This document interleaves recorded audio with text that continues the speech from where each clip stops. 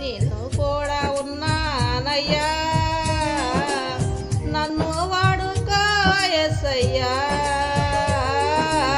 నేను కూడా ఉన్నానయ్యా, నన్ను వాడుకో యేసయ్యా.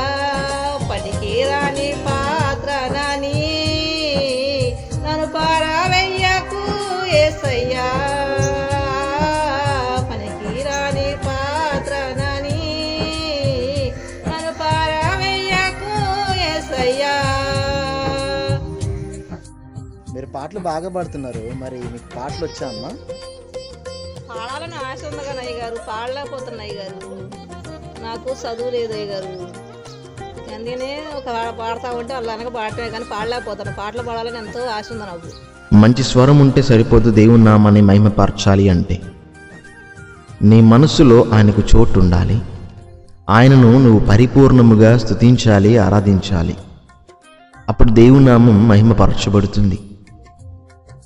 మన జీవితాలలో మనకెంత చక్కటి స్వరం ఉన్నా కూడా దేవుని మహిమపరచం.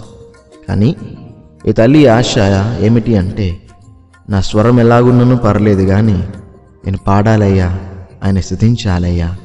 కాబట్టి మన జీవితంలో మనం ఎలాంటి వారమో, మన గొంతు ఎలాంటివో, మనం ఏ స్థితిలో ఉన్నామో అని మరచి దేవుని నామాన్ని ఘనకరముగా మహిమపరుద్దాం.